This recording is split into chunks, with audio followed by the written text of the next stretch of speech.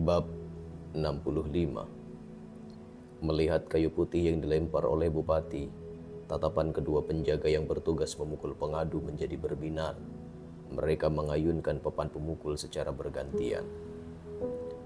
Kayu yang dilempar oleh bupati ada 3 macam, yaitu kayu putih, kayu merah, dan kayu hitam.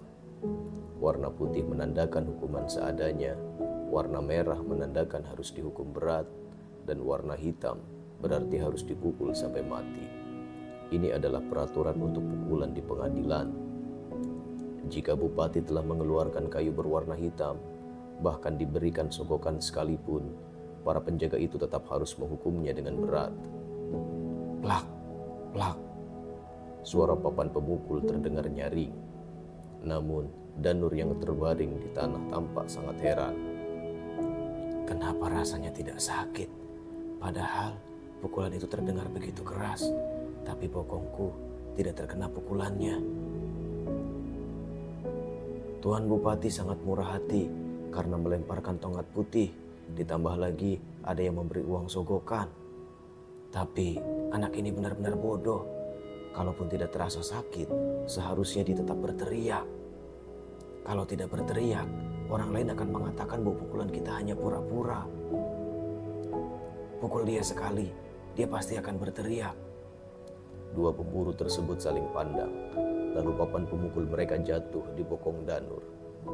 Ah! Ekspresi Danur berubah drastis. Dia berteriak dengan menyedihkan.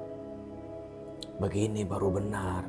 Kalau kamu tidak berteriak, semua orang akan mengira pukulan kami ini hanya pura-pura. Kedua penjaga itu mengangguk pelan. Papan pemukul itu terus diayunkan.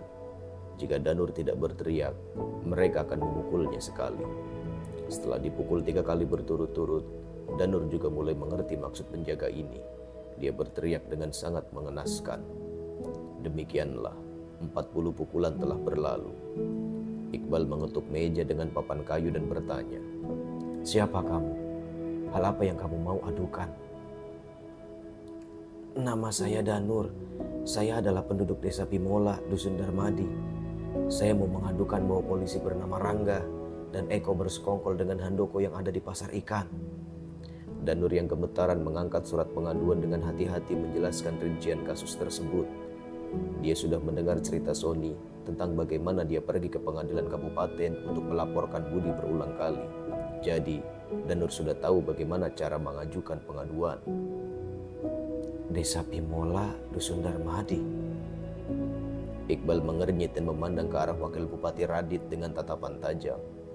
Sebagai orang yang berpengalaman dalam birokrasi pemerintahan, tentu saja Iqbal langsung mengerti semua rencana di balik semua ini. Dia sudah sering mendengar bahwa Radit mengendalikan bupati sebelumnya dan berkuasa di kantor kabupaten ini selama 2 tahun. Kini, dia bahkan mau menekan Iqbal. Radit hanya tersenyum dan mengangguk, seolah-olah tidak tahu apa-apa. Orang-orang ini adalah kerabat dari Tuan. Pantas saja nyali mereka sebesar ini. Beberapa waktu yang lalu, mereka melaporkan kepala desa dan sekarang mereka datang untuk melaporkan petugas patroli dan petugas polisi. Kalau Radit berani berbuat seperti ini, dia pasti sudah punya rencana yang matang untuk menghancurkan reputasiku. Sorot mata Iqbal tampak dingin ketika berkata, "Pelayan, panggil Rangga, Eko, dan Handoko." Petugas pengadilan langsung bergegas keluar. Beberapa saat kemudian, Rangga, Eko, dan Handoko telah tiba. Danur melihat ketiga orang itu sambil menggertakkan giginya. Iqbal kembali berkata, "Rangga, Eko, dan Handoko, Danur dari Dusun Darmadi mengajukan tuntutan terhadap kalian atas dugaan keterlibatan dalam aksi premanisme, pemerasan tanpa izin, dan mengambil 2 hingga 3 kali lipat dari pajak yang seharusnya dikumpulkan oleh pemerintah. Apa kalian ada pembelaan?"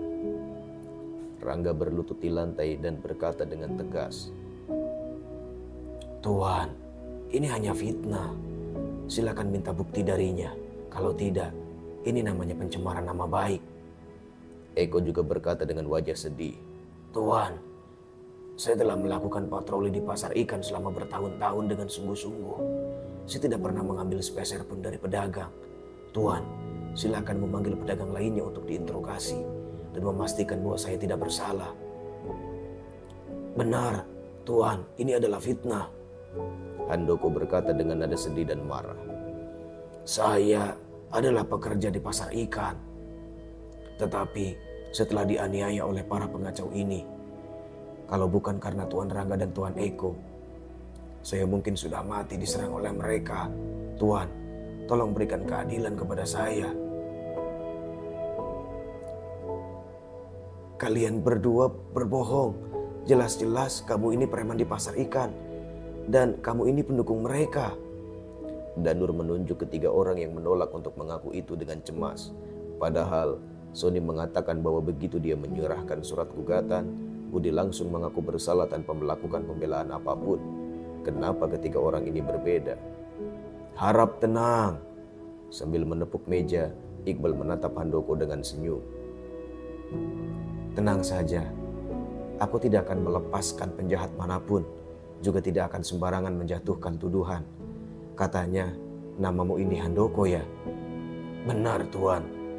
Arti nama saya ini adalah tertinggi dan tersohor. Jawab Handoko dengan senang ketika melihat Bupati tersenyum padanya. Namun ekspresi Radit malah berubah drastis. Bra!